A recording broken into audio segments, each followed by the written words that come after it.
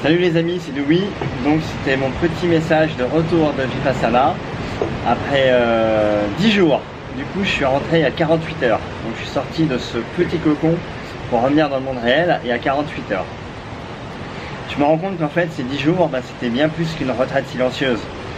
Et c'était plutôt, pour le décrire, 10 jours de méditation vraiment intensive. Tout est orienté sur la méditation, l'introspection et l'aspect silence, cadre, retraite. C'est vraiment juste un moyen pour pouvoir travailler sa méditation. Et Vipassana, c'est vraiment une technique de méditation à part entière et une philosophie de vie attachée un petit peu.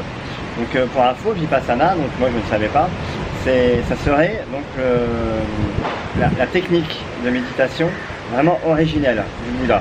Le Bouddha qui est né il y a 25 siècles, qui a donné le bouddhisme, qu'aujourd'hui le bouddhisme est sûrement très différent de ce que Bouddha avait peut-être pu enseigner, puisque comme toute religion ça évolue à travers le temps. Vipassana, c'est vraiment la technique de méditation originelle qui a permis à Bouddha de s'éveiller. Quand on dit s'éveiller, c'est pas se réveiller le matin, c'est un peu s'éveiller, c'est sur la connaissance de soi-même.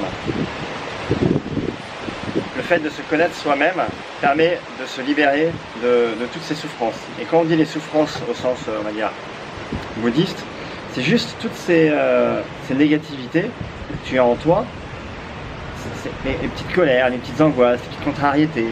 À chaque fois que tu es en réaction avec quelqu'un, tu as toujours ton ego qui prend de la place. Des fois en fait tu réagis sur des choses et après la réflexion tu te dis mais en fait qu'est-ce qui s'est passé. Donc en fait l'être éveillé c'est l'être qui a maîtrisé tout ça et qui se connaît parfaitement.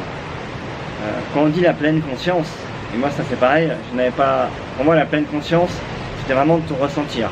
Et maintenant je mets dans le mot pleine conscience le fait de réunir en fait sa conscience et son inconscient, puisque les deux en fait ne peuvent faire qu'un. Une fois que tu as compris comment fonctionne tout ça. Bon, bref, tout ça pour dire que voilà, Vipassana c'est une technique. Du coup, les 10 jours, au niveau logistique, donc on était dans un petit, pas un monastère ni un temple, c'était voilà, une sorte de centre méditatif. Donc il n'y avait rien de religieux, rien de bouddhique. C'est vraiment ouvert à toutes les religions du monde, à tous les pays. Donc on était à peu près 13 garçons et 30 filles. Et dans les 13 garçons, il y avait un Iranien, un Russe, un Estonien, un Japonais, un Brésilien. Donc c'était chouette, même si tu ne pouvais pas forcément échanger. Donc voilà, on était vraiment dans un petit havre de paix, au milieu de la nature, avec le son des oiseaux. C'était très simple, donc très ascétique, c'est-à-dire que le logement, c'était un lit avec des planches de bois, avec un matelas, mais de 1 mm. Finalement, j'ai très bien dormi là-dedans. Au niveau de la nourriture, pareil, c'était très bon, et c'était très simple. Et on avait un repas du coup à 4 heures, et un repas un repas à 6 heures, et un repas à 11 heures, contrairement à ce que j'avais dit. Et après un goûter le soir. Et donc on jeûnait du goûter jusqu'au petit déjeuner. Donc c'était forcément végétarien. Hein. Et donc 10 jours dans ce cadre-là, sans alcool, une bonne alimentation, clairement au niveau énergétique, au niveau bien-être, tu te sens déjà bien. Si on enlève l'aspect méditation. Maintenant pour l'aspect méditation, c'était vraiment ça le plus dur. Pareil, le silence, j'en ai pas parlé. C'est vrai que quand j'en parlais avec vous avant de partir, oh le silence, ça doit être dur de se taire, etc. Non, en fait se taire, c'est bizarre les premiers jours de ne pas pouvoir échanger en fait, ni être en interaction avec les autres. Tu as des gens autour de toi, tu ne dois pas les regarder. Donc ça c'est un peu bizarre au début. Après tu t'y habitues. Par contre ce qui est très dur, et ça a été vraiment la méditation. Donc à la fois pour le physique et le mental. Je ne sais pas si vous méditez un petit peu, mais déjà rester assis pendant 20 minutes, à essayer de se concentrer, à se dire allez je médite, j'essaye de penser à rien, ça fuse. Au niveau de la position aussi ça fait mal aux jambes. Et là quand tu médites 10 heures par jour, plus après il y avait 1h30 de cours sur la théorique, sur la technique, sur un peu la philosophie Vipassana. Donc tu es assis dans des positions les mêmes toute la journée, au bout de 3-4 jours tu marches vraiment en canard. Et après tu t'habitues. Au niveau mental c'est pareil. Vipassana ça dure 10 jours et il y a vraiment une continuité dans les 10 jours. Tu peux pas faire avoir des résultats, on va dire, corrects en moins de 10 jours. Il te faut déjà 3 jours pour t'habituer à, on va dire, à te sentir, à te ressentir. Ça prend du temps de se calmer. Donc les 3 premiers jours, c'est un peu la détoxification, quoi. Tu t'aères l'esprit, tu... Coucou Capucine. Et tu te prépares en fait à pouvoir recevoir la technique de Vipassana que tu ne reçois en fait qu'au 5e jour. Donc en fait les 5 premiers jours tu vas aiguiser ton esprit. Aiguiser ton esprit, moi c'est des choses ça ne me parlait pas du tout. Et en fait l'esprit, même l'esprit en tant que tel, ça ne me parle pas du tout. Il n'y a que quand vraiment tu passes des longues heures comme ça à l'observer, tu te rends compte qu'effectivement ouais, l'esprit, les pensées, le lien entre les deux, tu ressens davantage les choses. Et aiguiser ton esprit, c'est arriver à placer ta conscience là où tu en as envie, à l'intérieur de ton corps. Ça paraît très abstrait, j'imagine, quand on entend ça comme ça. Tout ça pour dire que voilà, les premiers jours, c'est pour affûter ton esprit, et les 5 derniers jours, c'est pour pratiquer vraiment la technique Vipassana. Alors Vipassana, la technique du coup de Bouddha, je pense qu'elle peut s'expliquer de manière scientifique, même si je n'arriverai sûrement pas à le faire.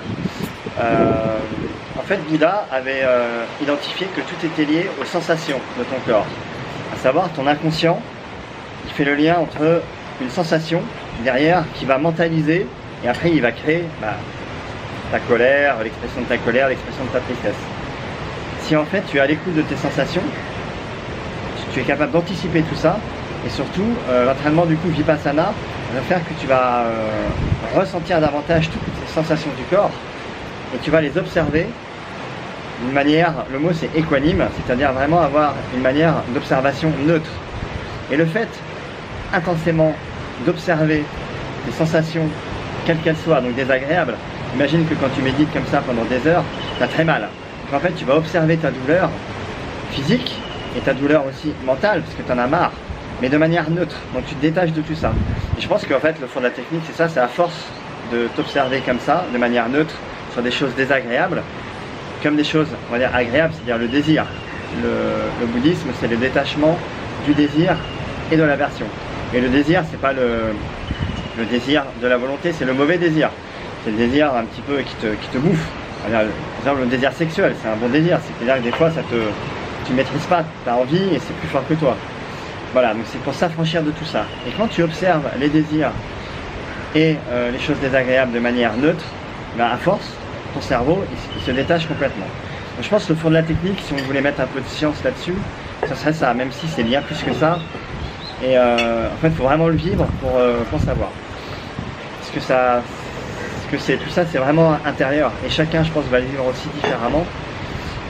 Du coup, pour essayer de pas trop être long, parce que ça fait déjà 8 minutes, c'est un truc de fou comment ça passe le temps. Le résultat à la fin, et au bout de 10 jours, c'est que tu as passé 10 jours en fait à plaindre, parce que même si tu fais des efforts, tu en as marre. Plusieurs fois j'ai envie de partir, tu te refais le film de ta vie pendant 10 jours en continu, tu te refais tous tes souvenirs du passé, du futur. Voilà, il n'y a pas que des choses agréables, mais finalement, 2 jours après, là, tu te dis, mais quelle expérience de fou c'était. Et il y a aussi des moments où le fait d'être dans la méditation intense te fait... tu ressors des fois d'une méditation d'1 heure, et tu vois, tu as l'impression que tu es dans un autre monde. Tu ressens la nature différemment, tu ressens ton environnement différemment.